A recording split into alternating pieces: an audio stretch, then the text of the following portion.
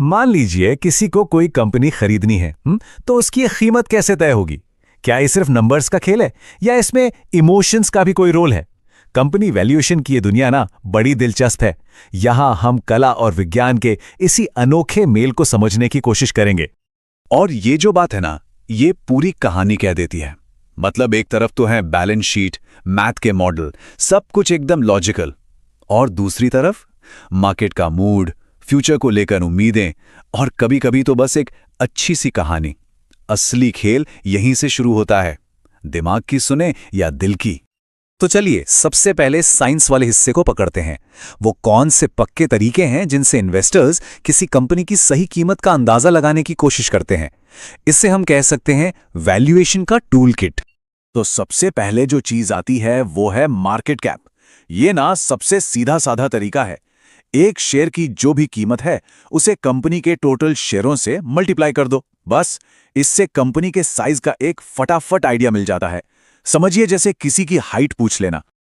अब market cap तो ठीक है, पर इसके अलावा वैल्यू पता करने के 3 मेन रास्ते और हैं। पहला रास्ता देखता है कि कंपनी के पास है क्या क्या, उसकी संपत्ति। दूसरा रास्ता उसकी तुलना करता है अपने आसपास वालों से, मतलब उसके कॉम्पिटिटर्स से। और तीसरा, वो भविष्य में झांकने की कोशिश करता है। चलिए इन तीनों रास्तों पर जरा और गौर करते हैं। हाँ, पर यह समझना बहुत जरूरी है कि हर तरीके के अपने प्लस माइनस पॉइंट्स हैं। जैसे एसिड बेस्ड तरीका, ये तो ये देखता है कि कंपनी के पास क्या है, फैक्ट्री, जमीन, ये सब। लेकिन आज की डिजिटल दुनिया में सोचिए, कई कंपनियों की सबसे बड़ी दौलत तो उनके आइडियाज हैं, उसको कैसे तोलेंगे? फिर आता है रिलेटिव तरीका, जिसमें एक कंपनी की तुलना दूसरी से करते हैं, मान लीजिए पी रेशो से।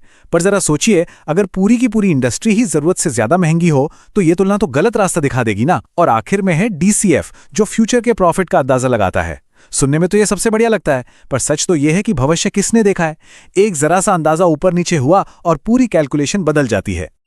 तो ठीक है, साइंस वाला हिस्सा तो समझ लिया, लेकिन क्या मार्केट सिर्फ लॉजिक पर चलता है? बिल्कुल नहीं। अब कहानी में एंट्री होती है इंसानी जज्बातों की, ह्यूमन इमोशंस की, और ये आते ही अक्सर सारे के सारे समीकरण बदल देते हैं। मार्केट में ना 2 सबसे ताकतवर इमोशंस हैं, डर और लालच।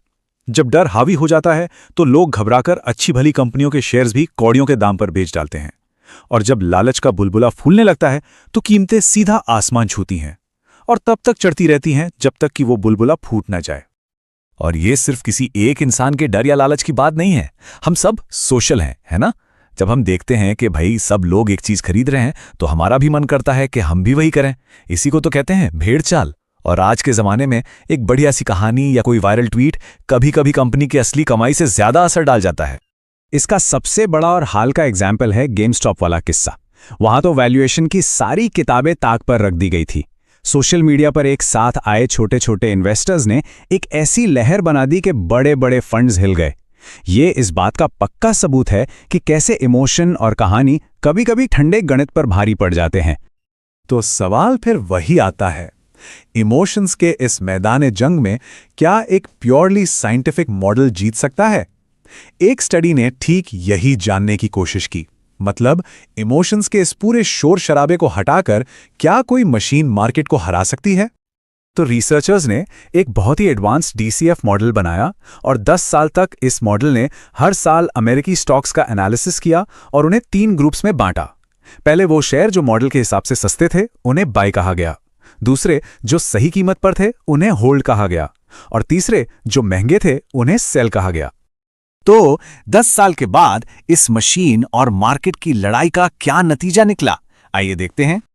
एक पल के लिए सोचिए, मान लीजिए 1993 में किसी ने इन तीनों ग्रुप्स में $100 लगा दिए होते, तो 10 साल बाद 2002 में उस इन्वेस्टमेंट का क्या हुआ होगा? कोई अंदाजा है? रिजल्ट्स सच में चौंकाने वाले थे। जिस बाय पोर्टफोलियो को मॉडल ने सस्ता बताया था, उसमें लगे $100 बढ़कर हो गए $1076, $1076।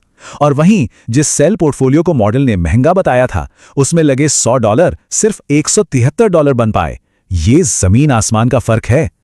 तो इससे क्या पता चलता है? सीधी सी बात है कि मार्केट हमेशा सही नहीं होता।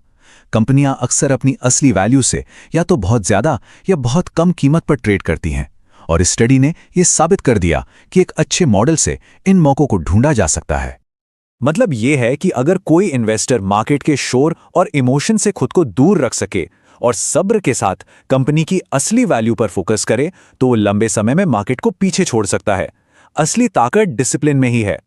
तो हम घूम फिरकर वापस उसी सवाल पर आ जाते हैं, वैल्यूएशन आर्ट है या साइंस?